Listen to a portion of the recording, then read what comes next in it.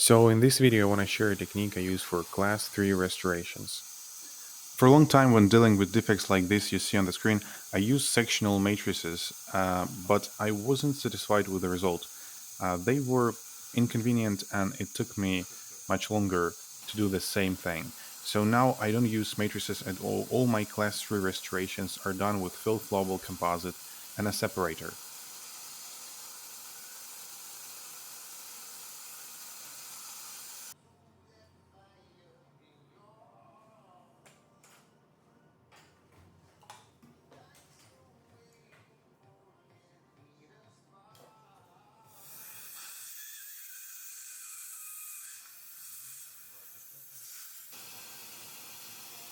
When excavating carriers, I use carriers indicator for better visualization of affected two structures.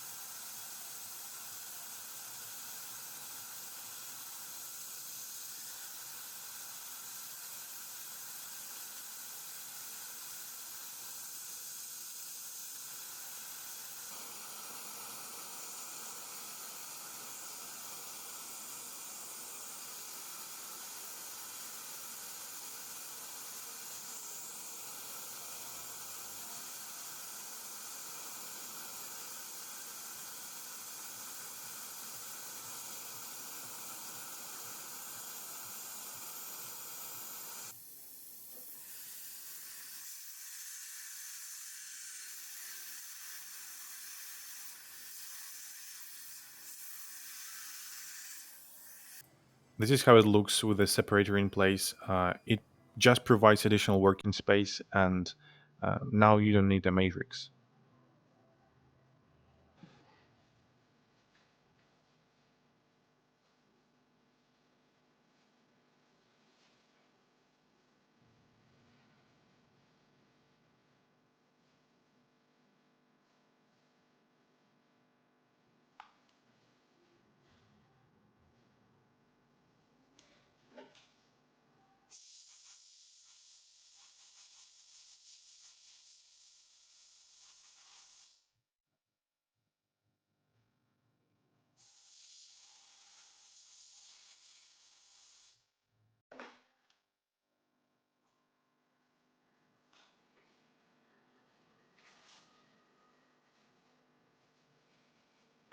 So I actually picked up this technique from a Japanese dentist.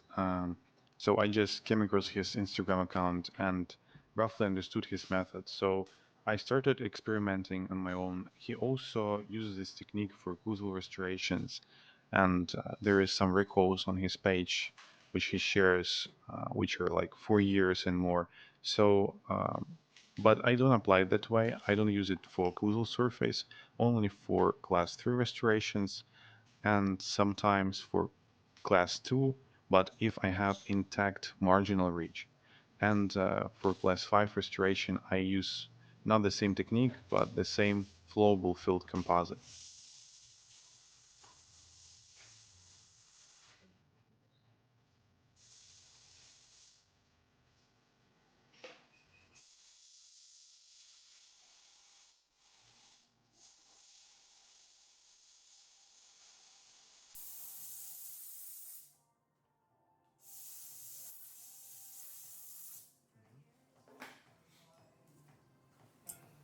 The most suitable composite I've found on Ukrainian market is Estelite Universal Flow High Flow. So that is what I worked with. The so-called 3D printing technique involves applying the composite through a fine cannula in thin layers and curing it with the microscope light. I sometimes use this, but not often. Most of the time, I cure the composite with a curing light because it gives me better control when manipulating it.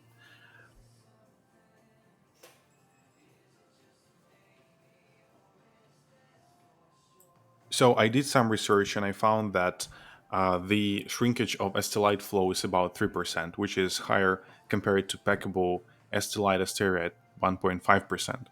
The filler volume and other parameters you can see in this comparison table. But the important point is that flowable composite is more convenient in certain cases.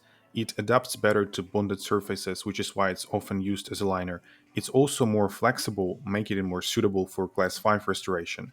And thanks to its surface tension, it naturally creates a smooth, rounded shape, very convenient for Class 3 restorations like this.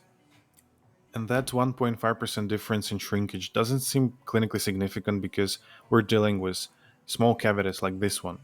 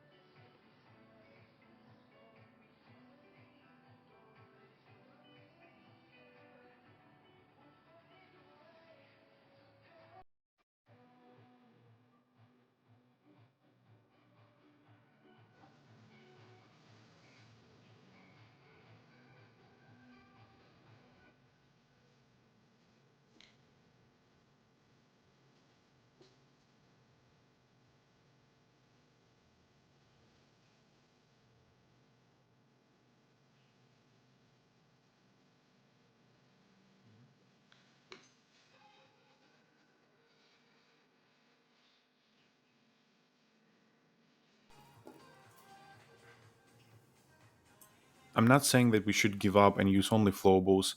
On the contrary, I think we should use packable composite as much as possible to fill the main volume of the restoration. But the convenience of flowables in cases like this is huge.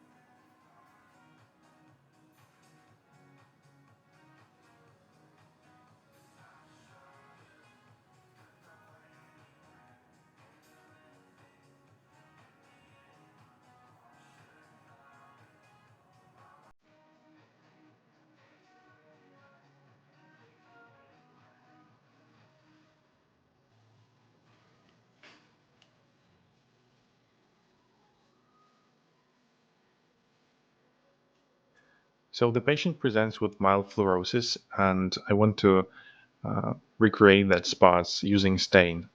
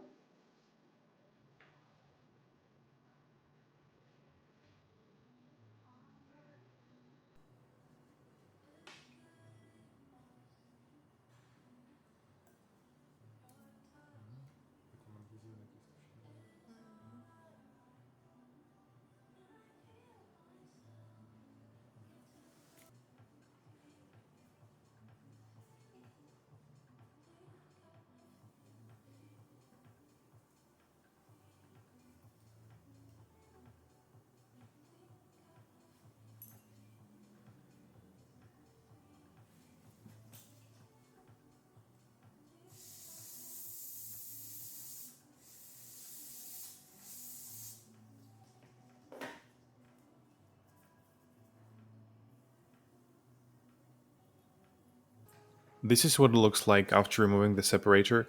We have a proper contact point, and before removing the separator I had enough space to polish the proximal walls with strips, and now we just need to finish polishing the vestibular and lingual surfaces.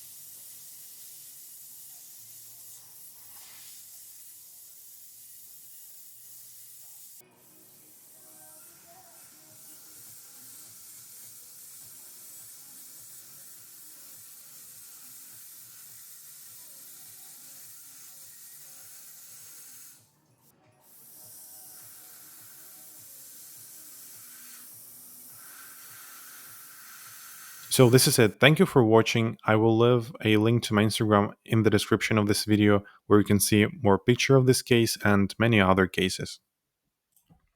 Stay tuned for more, and bye.